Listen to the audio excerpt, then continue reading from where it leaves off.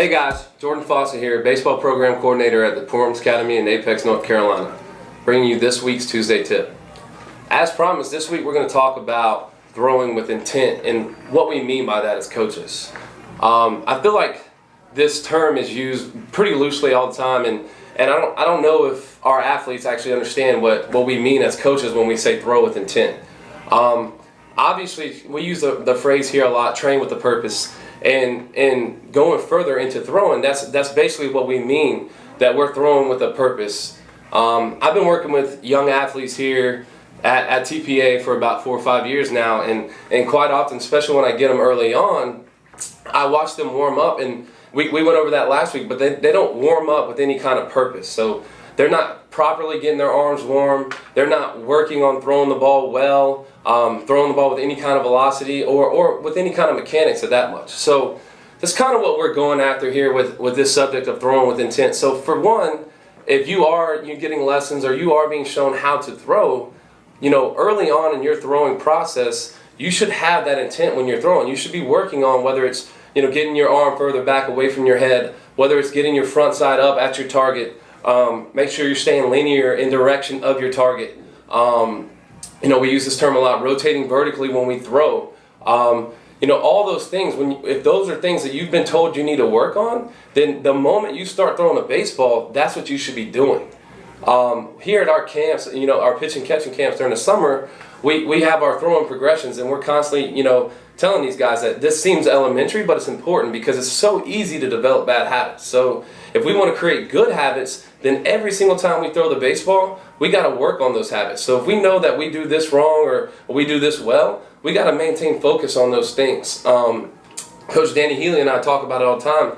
We were fortunate enough to pitch at the Division I level, that how our first practices, some of the drills that we learned at a Division I level kind of went back to things that we learned as a young kid and things you kind of ignore as you get older and you think you know a lot about throwing. So it's crazy how elementary this game can be and how routine of those basic fundamentals, this game is. And it's very, very important. So we stress that a lot with our young kids. So, early on in your throwing process, when you're working on backing up, you should be working on a lot of mechanical things, putting a focus on, what you're doing and then how well you're throwing the baseball. And then obviously, young athletes don't get back far enough. They don't throw far enough. So I watch guys, I've been with our 11U team. I watch those guys warm up and they never get back to 60 feet sometimes. So I'm sitting there telling you guys, hey, we have to make throws on the baseball field at least 60 feet all the time. And we've never warmed up from that distance. So how are you going to throw the ball within a game intention throw, a game-like throw, and get someone out if we never even warmed up at that distance? So that's kind of going back to what we're saying, throwing with intent. So you need to practice throwing at distances that are equal to or further than the distance that you're going to have to make a throw in the game. Same thing, if you only warm up and you throw about 60% effort when you're warming up, how are you going to make that 100% effort throw in the game?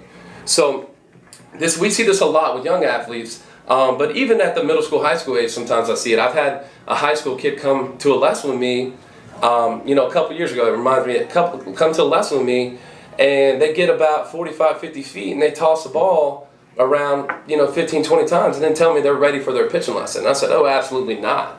How are you going to get on the mound and throw at 80, 85, 100% effort if you never threw a ball even close to that when we warmed up? So that's what we're getting at with throwing with intent. We, you have your long toss programs, you have your different theories about whether it's the weighted ball stuff with driveline or the velocity throwing, or just old school long tossing. You have your different theories, but the main theory behind all those things is that you're putting effort into throwing the baseball. Okay, so whether you're long tossing, even when you get to 120 feet, 150 feet, 180 feet or more, you should be putting maximum amount of effort into throwing the ball and throwing it accurately. All right, is it the end of the world if you make a bad throw here or there when you're long tossing? No, because your partner should have plenty of recovery time to make that catch. But yeah, you should be putting effort into, when you're long tossing, putting maximum effort into the ball, making it realistic, and making an accurate throw. Okay, a lot of folks come up and they say, I want to throw harder, I want to throw harder. Well, what are you doing? What is your routine to train your body to throw harder? Not only from a velocity standpoint, but what are you doing from a throwing standpoint to maintain arm strength and maintain arm health? Okay, I think a lot of guys are fearful to let it loose because they may get hurt.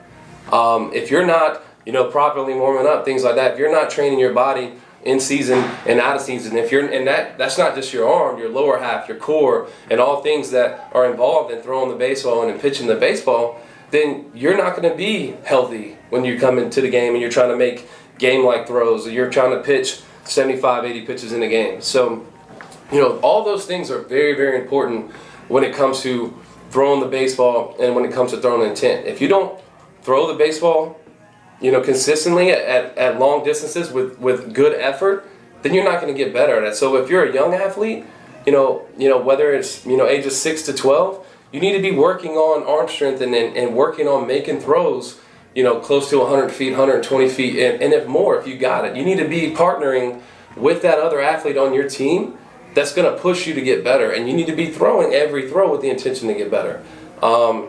That's one big thing I see. If you, between games and, before your practices, you shouldn't be throwing and running and chasing the ball left and right, because that means you're not focusing on what you're doing.